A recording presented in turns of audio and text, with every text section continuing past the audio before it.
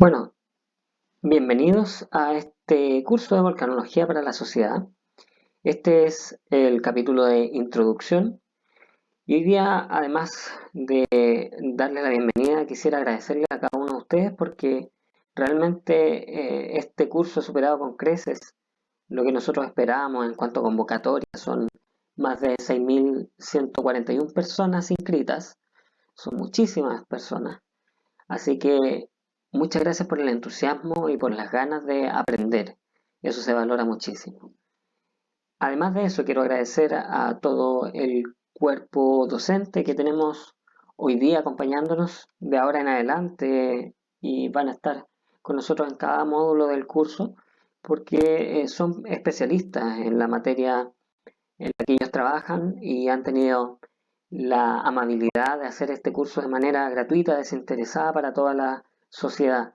Entonces, eso es una parte fundamental para hacer posible este curso. Además de eso, quisiera, bueno, agradecer a toda la gente que está presente, ¿cierto? De alguna u otra manera, que ha apoyado este proyecto, a ExploRock, que está facilitándonos la plataforma digital. Así que muchas gracias a cada uno de ustedes. Bueno, mi nombre es Jorge Romero, me presento, soy geólogo de la Universidad de Atacama y soy estudiante de doctorado en volcanología en la Universidad de Manchester, en Reino Unido. Vamos a ver varias cosas hoy día en nuestra tabla de contenido. Vamos a comenzar por la definición de volcanología. Vamos a hablar sobre nuestro proyecto Volcanología en Chile. Vamos a conversar también de por qué es importante estudiar volcanes y sobre todo en el contexto latinoamericano. Y en este episodio también vamos a ver temas relacionados a este curso, como los profesores, los participantes y las evaluaciones que vamos a tener para las personas que necesiten o deseen obtener un certificado, ¿cierto? ¿Qué es la volcanología? Volcanología, ¿cómo se dice realmente? Bueno, en realidad volcanología proviene de la palabra volcán, naturalmente, y vulcanología proviene de Vulcano, el dios romano de el fuego y de los volcanes. Por lo tanto, ambas palabras al final significan lo mismo, es el estudio de los fenómenos volcánicos. Y está bien decirlo de ambas maneras. Yo personalmente prefiero decir volcanología porque es más local, tiene más sentido quizás con respecto a nuestro idioma, pero es cosa de gustos. Esta es una disciplina de las ciencias de la Tierra que evalúa la formación, la distribución y la clasificación de los volcanes, además de su estructura, los materiales expulsados por estos volcanes durante las erupciones y su relación con la tectónica de placas. Acá, cuando ustedes estén desarrollando este curso, en la presentación pueden hacer clic en más información y van a ser redirigidos a otras páginas, incluyendo la nuestra, naturalmente, en donde tenemos definiciones más detalladas de estos conceptos o información adicional. Respecto a la volcanología en sí y a los volcanólogos, podemos decir que ellos son científicos de las ciencias de la Tierra que pueden ser geólogos, geofísicos, físicos, químicos y en general cualquier miembro de las ciencias ambientales también, pero con una especialización en volcanes. Esto quiere decir que han desarrollado un doctorado o un magíster en el tema. Los volcanólogos son no solamente especialistas en volcanes, son especialistas en ciertas ramas de la volcanología en especial. Entonces, hay volcanólogos dedicados al estudio de la deformación, por ejemplo, en los volcanes, o las emisiones gaseosas, o la sismicidad, los depósitos que dejan las erupciones volcánicas. Entonces, cada volcanólogo es especialista en un área determinada y por lo mismo nuestro cuerpo académico que nos va a acompañar a lo largo de este curso tiene especialidades también dentro de las temáticas que se plantean. Entonces, los volcanólogos, como ustedes pueden ver en estas imágenes, son personas que trabajan mayor parte de su tiempo en volcanes, naturalmente. Pero además de trabajar mucho en terreno, los volcanólogos están también constantemente trabajando en laboratorios, analizando muestras de roca, por ejemplo, o muestras de fluidos como agua y gases relacionados a la actividad volcánica. Además de eso, los volcanólogos pasan una gran parte de su tiempo analizando los datos de los laboratorios y analizando los datos colectados en terreno. Por lo tanto, su trabajo en realidad consiste en una etapa de terreno generalmente, una etapa de laboratorio y otra etapa también de gabinete o de análisis de datos. También hay volcanólogos y son una gran parte de los volcanólogos en el mundo que trabajan en monitoreo volcánico. Entonces, a través del monitoreo volcánico, lo que buscan estos especialistas es realizar un seguimiento a la actividad de los volcanes a través de instrumentos. Estos instrumentos son eh, principalmente estaciones tecnologizadas, ¿cierto? Que miden ciertos parámetros de actividad y que al final del día nos entregan una información valiosa que puede ser interpretada para pronosticar ciertos fenómenos volcánicos, como erupciones volcánicas, por ejemplo. Por lo tanto, el monitoreo volcánico también es vital en el trabajo de estos especialistas.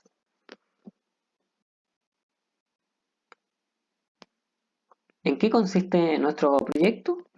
Bueno, nosotros somos un equipo pequeño conformado por licenciados en geología, geólogos y volcanólogos. Nuestro trabajo consiste en divulgar contenidos científicos relacionados a los volcanes, buscando incrementar obviamente el conocimiento en la sociedad en torno a estos fenómenos geodinámicos. Además de hacer divulgación, nosotros trabajamos fuertemente en investigación como equipo, realizando investigaciones propias y también en colaboración con otros equipos especializados. Nosotros estamos conformados por un equipo de personas bien variado. Tenemos a Nicolás Luengo, un licenciado en geología, está haciendo una tesis muy interesante en el volcán Chillán, en su erupción entre el 2016 y el 2020. Eh, Nicolás también es una persona que trabaja mucho con vehículos aéreos no tripulados, con drones. Entonces, su trabajo es vital porque entrega información de altísima calidad para conocer los depósitos volcánicos o la actividad volcánica, en especial cuando es difícil acceder a volcanes que están en actividad y un dron naturalmente lo puede. Franco Vera es geólogo de la Universidad de Concepción. Él hizo un trabajo de memoria muy interesante respecto a avalanchas mixtas, un depósito, un fenómeno en realidad volcánico muy poco estudiado a nivel mundial. Esto es la erupción del volcán Villarrica en 2015. Y actualmente Franco trabaja como geólogo en el Servicio Nacional de Geología y Minería de Chile. Y él lleva a cabo trabajos que son tendientes eh, a cuantificar y zonificar el peligro volcánico. Constanza Perales es geóloga también de la Universidad de Concepción. Ella ha hecho un trabajo espectacular en el volcán Hudson, en el sur de Chile, trabajando con depósitos antiguos de las erupciones de hace varios miles de años. Y ella trata de esclarecer también la dinámica interna del volcán a partir de esos depósitos. Verónica Valdés es geóloga de la Universidad Andrés Bello. Ella ha trabajado mucho tiempo en volcanes y sismicidad.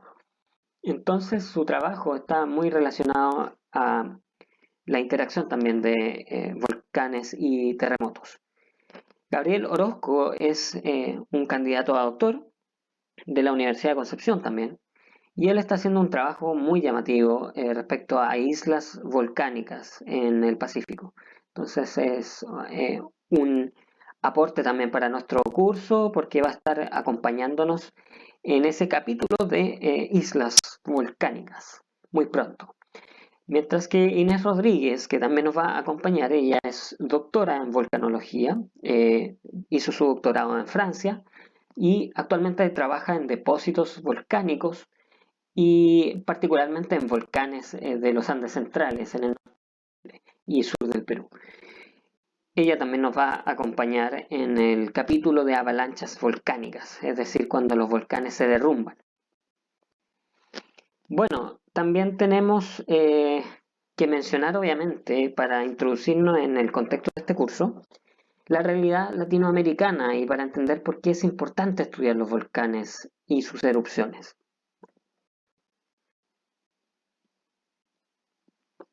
Como podemos ver en esta imagen de la izquierda, vamos a notar que existen volcanes desde prácticamente México, una cadena casi ininterrumpida, hasta el sur de Chile, la región más austral en el Cabo de Hornos.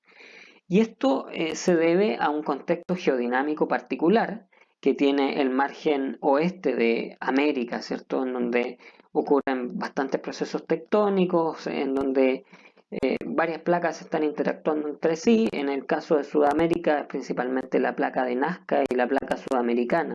La placa de Nazca que se dirige hacia el continente, bajo el Pacífico, ¿cierto?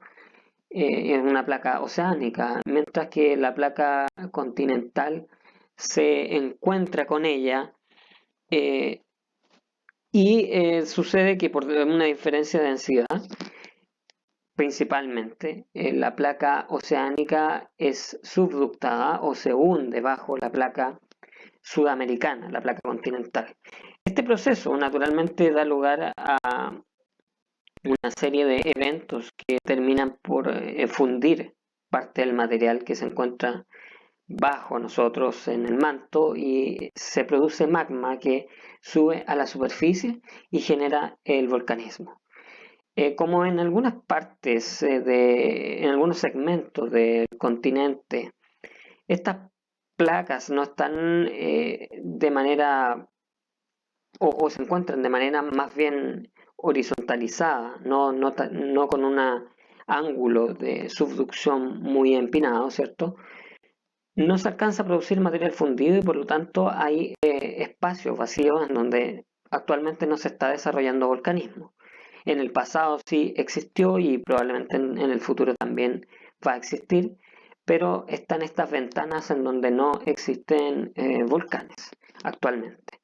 Entonces, en Sudamérica y en Latinoamérica en general tenemos muchísimos volcanes, mucho más de 2.500 probablemente, y estos volcanes están distribuidos en esta costa, también en el Caribe y también en islas oceánicas como las Galápagos o como islas del Pacífico, como Isla de Pascua, Robinson Crusoe, etcétera. Esto nos pone frente a una condición de amenaza, ¿cierto? Hay una amenaza natural que está en este borde de América. Y no solamente es una amenaza respecto a los países que están junto a estos volcanes, sino también los países que están asociados a la cadena volcánica de los Andes, en este caso, por ejemplo, porque las erupciones grandes pueden producir material fragmentado que, transportado por el aire, por el viento, pueden dispersarse, ¿cierto?, a distancias lejanas y afectar países que actualmente no tienen volcanes. Entonces esto es una realidad. Y los datos históricos nos dan cuenta de esto. Podemos ver en esta gráfica de Whitham en el 2005 cómo en todo el desarrollo del siglo XX tenemos un incremento en los incidentes volcánicos a partir de los años 50 aproximadamente. Esto es a nivel mundial, no es solamente una situación en Latinoamérica, pero aquí se observa que claramente aumenta la cantidad de incidentes volcánicos en el mundo.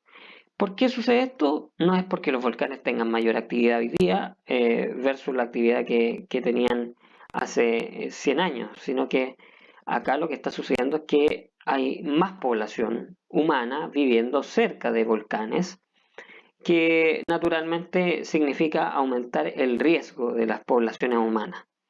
Por lo tanto, eso es un factor que incrementa el número de incidentes volcánicos. Estos incidentes pueden asociarse a fatalidades, ¿cierto? A muerte de personas, también a heridos o lesionados a partir de erupciones volcánicas y también a damnificados, personas que derechamente pierden sus hogares a partir de un fenómeno volcánico.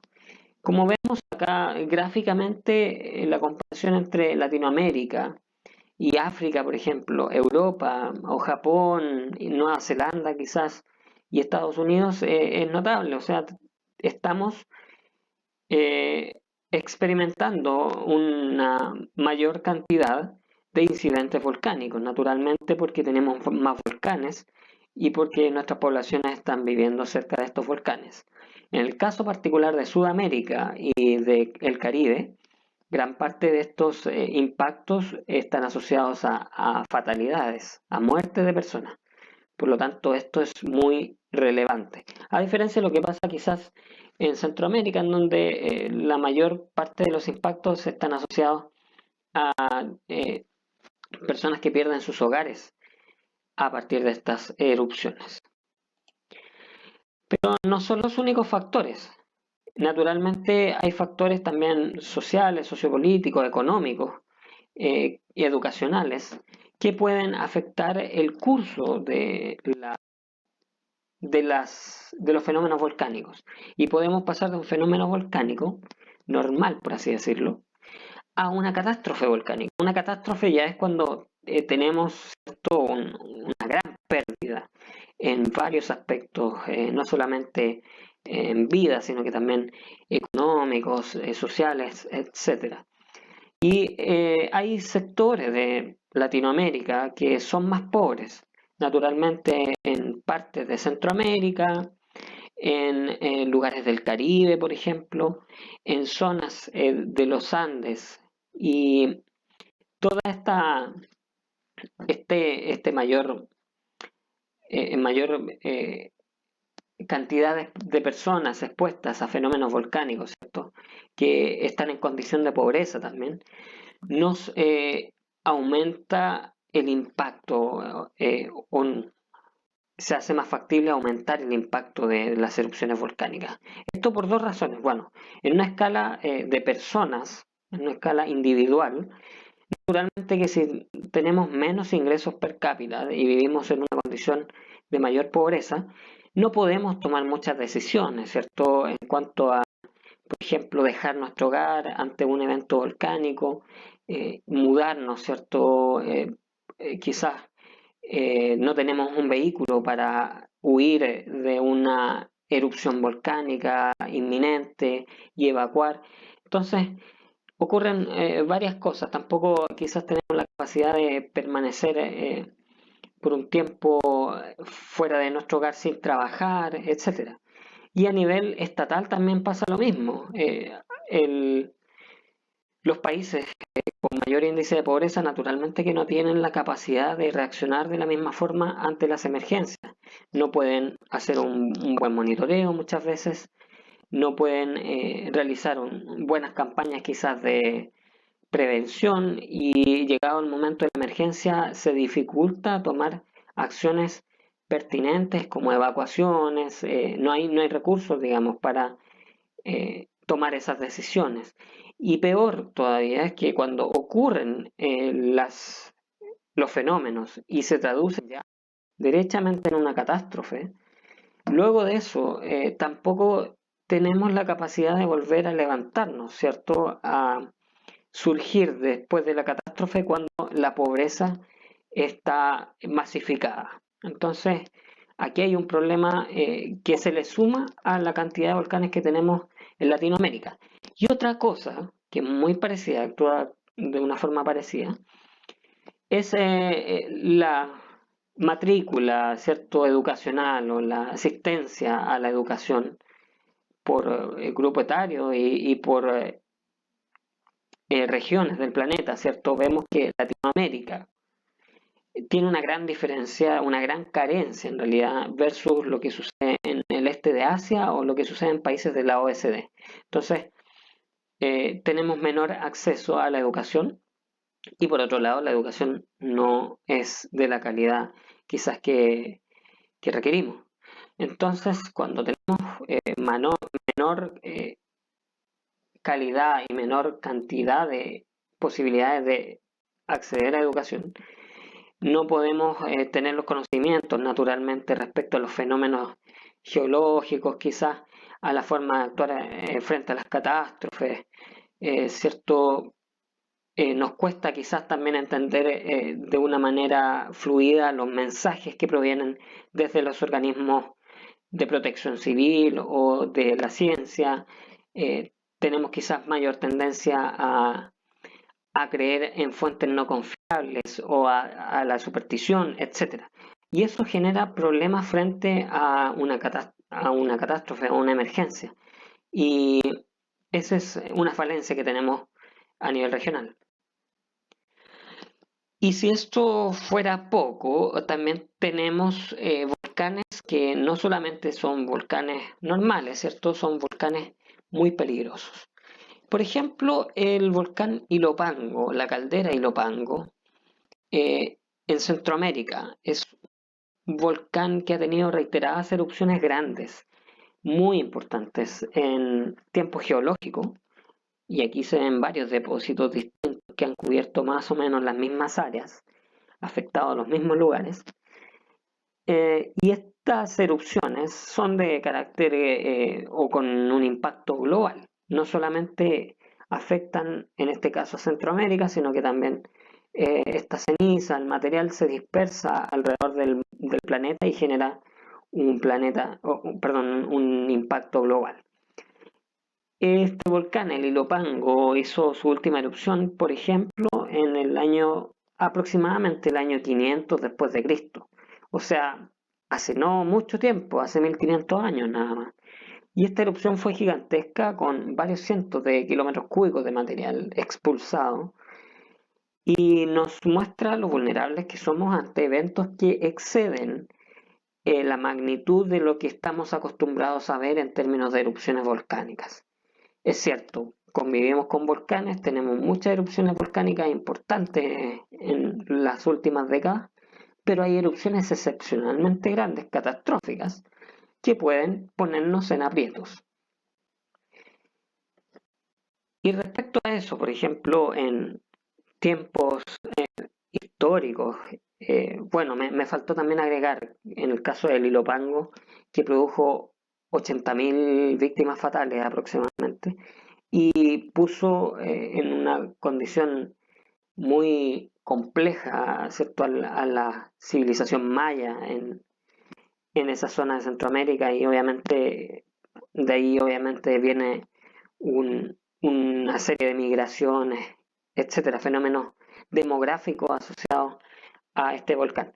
Sin embargo, hace no tanto tiempo, hace más o menos 420 años atrás, en el año 1600 después de Cristo, ocurrió una gran erupción también, la más grande en tiempos históricos en los Andes, en el volcán Huayna Putina. Esto es en Perú. Y acá tenemos el volcán, tenemos ciudades importantes como Arequipa, por ejemplo. Y este mapa lo que nos quiere mostrar es los espesores de ceniza en centímetros para el depósito de la erupción de 1600. Entonces, toda esta envolvente tiene 1 centímetro y más de 1 centímetro hacia acá. Acá alcanzamos 2 centímetros, 3 centímetros de espesor. Entonces, este mapa, denominado mapa de Isopacas, nos muestra el impacto y los depósitos que se generaron por esta erupción. Y en Arequipa, una ciudad importante del sur de Perú, hasta 8 centímetros de ceniza se depositaron. Moquegua también estuvo bastante afectada ahí debido a esta erupción. Entonces, es un fenómeno no obviable, es un fenómeno importante que ocurrió en tiempo histórico nada más. Y que si ocurriera actualmente sería una gran catástrofe.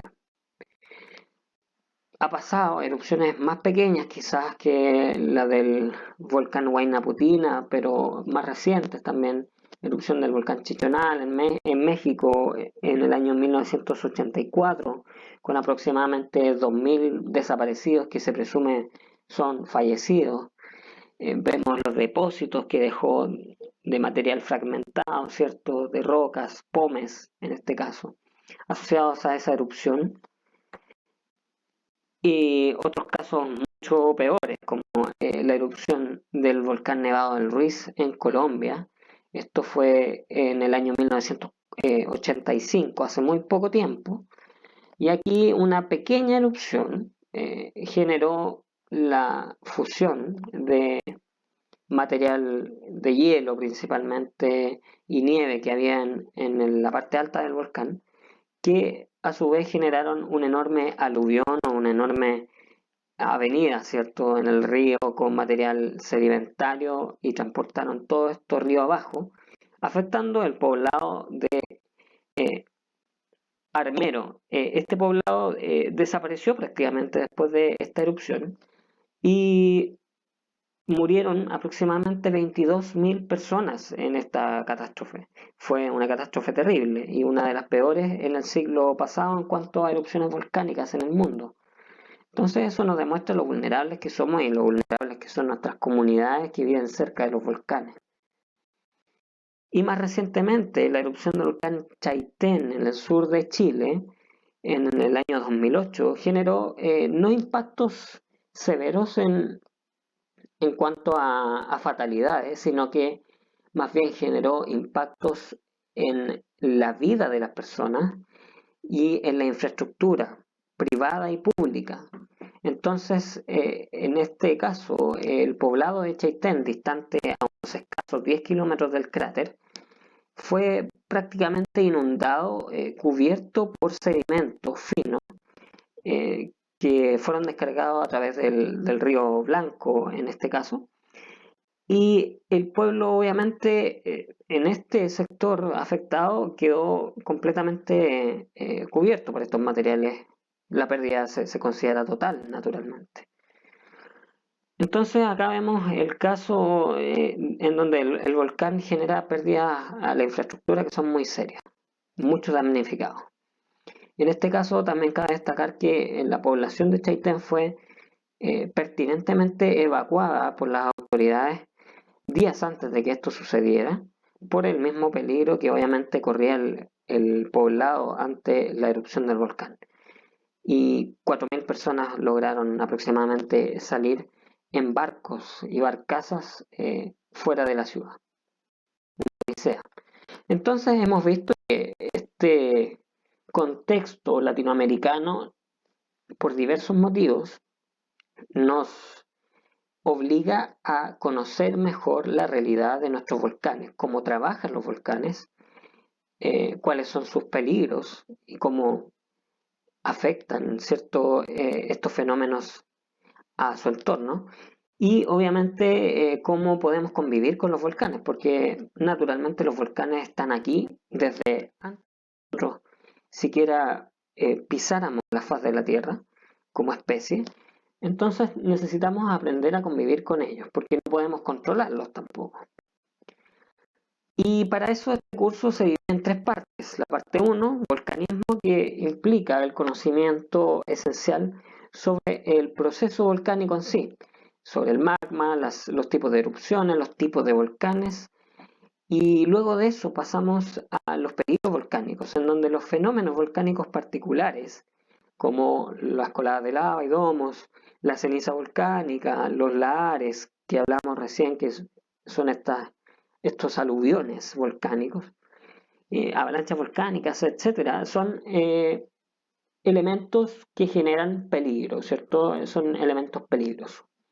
Y nosotros tenemos que conocer bien la mecánica de estos procesos para luego tomar decisiones. Y ahí pasamos a la parte 3, que es la volcanología aplicada, en donde mezclamos conceptos de protección civil, de comunidades, el monitoreo volcánico en distintos centros de actividad, y también la volcanología social respecto a la cultura volcánica, a las costumbres de la gente, a los mitos y leyendas, también el geopatrimonio, cómo valoramos los volcanes como centros ¿cierto?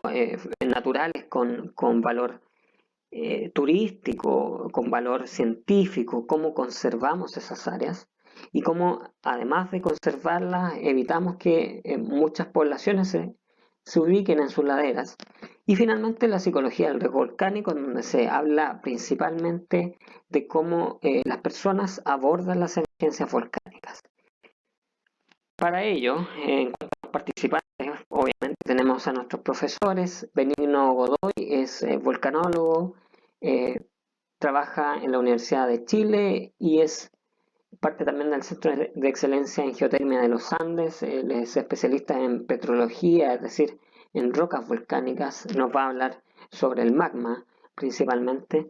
Tenemos a Jorge Bustillos. Jorge Bustillos es un profesional con dos máster. Él ha trabajado principalmente en depósitos volcánicos, de erupciones explosivas. Nos va a explicar justamente eso.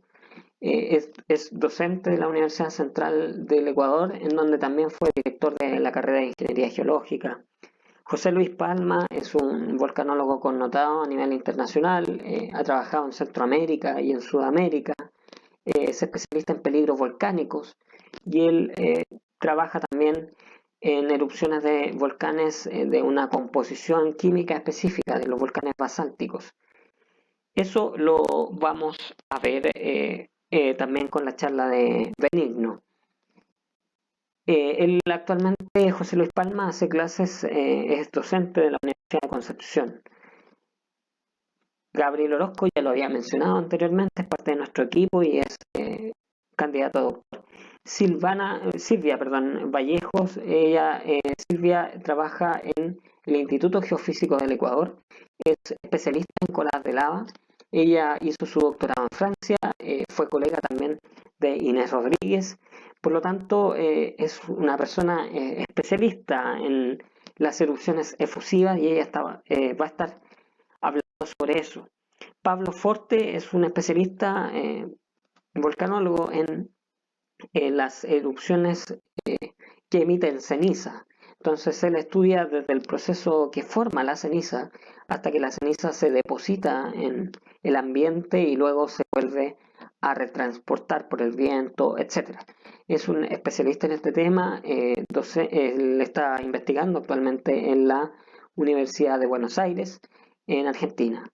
Oscar Araya, él es un médico veterinario con doctorado también y es experto en los impactos que produce en las erupciones explosivas en el ganado. Por lo tanto, es una contribución muy importante para entender la salud animal relacionada a las erupciones volcánicas y también, obviamente, factores de índole productivo relacionado a los volcanes. Gustavo Córdoba, él es colombiano, es especialista en lahares o aluviones volcánicos, es muy conocido a nivel eh, internacional este tema, una persona con amplia trayectoria y bueno, lo vamos a tener pronto también en el módulo de los lahares.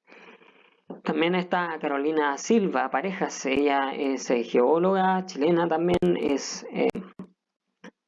docente actualmente de la Universidad Santo Tomás, en donde ella también dirige una carrera de geología. Y ella es especialista en erupciones explosivas y los depósitos que estas erupciones dejan. José Viramonte, él es un volcanólogo muy conocido a nivel regional y también a nivel internacional. Fue presidente en algún momento de la Asociación Latinoamericana de Volcanología, una persona con mucha experiencia y mucho conocimiento en grandes erupciones catastróficas que han ocurrido en los Andes centrales. Y también tenemos a Álvaro Amigo, él es geólogo, volcanólogo también, hizo su doctorado en Reino Unido, en la Universidad de Bristol, él es especialista también en erupciones explosivas y va a estar conversando con nosotros respecto al volcanismo, ¿cierto? A la volcanología, a la protección civil, las comunidades. Debido a que su trabajo es bastante particular, él está a cargo de la Red Nacional de Vigilancia Volcánica, del Servicio Nacional de Geología y Minería de Chile. Así que muy interesante. María Clara Lamberti, ella es doctora también, es especialista en gases volcánicos y trabaja en la Universidad de Buenos Aires. Es una investigadora con mucha experiencia respecto a ese tema. Daniel Basualto, geólogo volcanólogo, él es especialista en sismicidad volcánica. Él hizo su doctorado en la Universidad de Concepción y actualmente es docente de la Universidad Austral de Chile. Cristian Farías es también un profesional de muy amplia trayectoria, es geofísico y él trabaja en sismicidad volcánica y en la relación entre terremotos y erupciones volcánicas. También él es un divulgador científico muy activo en las redes sociales y también en los medios de comunicación de Chile. Entonces, muy agradable su presencia. Y bueno, Cristian también dirige una carrera de geología en la Universidad Católica de Temuco. Liliana Troncoso es especialista en sismos y volcanes con un máster y ella se ha dedicado a trabajar gran parte de su vida en contacto con las comunidades. Entonces, ella hace esta conexión de manera perfecta entre la ciencia y la comunidad. Manuel Schilling ha sido muy reconocido a nivel nacional por sus trabajos y sus contribuciones al geopatrimonio. Él es uno de los impulsores del primer geoparque en Chile, que además tiene a uno de los volcanes más activos de Sudamérica, el volcán Yaima, en su interior. Por lo tanto, él conoce muy bien esta realidad de la volcanología y el geopatrimonio. Y finalmente tenemos a Viviana Bejar y Sara Monsalve, que son ambas psicólogas, que realizaron una investigación muy interesante en un volcán en erupción, tratando de entender cómo las comunidades visualizan el riesgo volcánico. Entonces vamos a tener todos esos aspectos debidamente cubiertos en este curso. Bueno, los profesores ya los mencioné, parece, estoy un poco perdido. Y además de presentar al equipo de trabajo, yo sé que estos cursos tienen la dificultad de que no podemos conocernos y no hay un contacto tan cercano entre los participantes. Por lo tanto, bueno, y eso es obvio, sobre todo ahora que nuestro objetivo principal también es que la gente permanezca distanciada socialmente para evitar que esta pandemia siga creciendo. Pero les puedo mencionar a través de estas gráficas quiénes son ustedes, los que están detrás de la pantalla.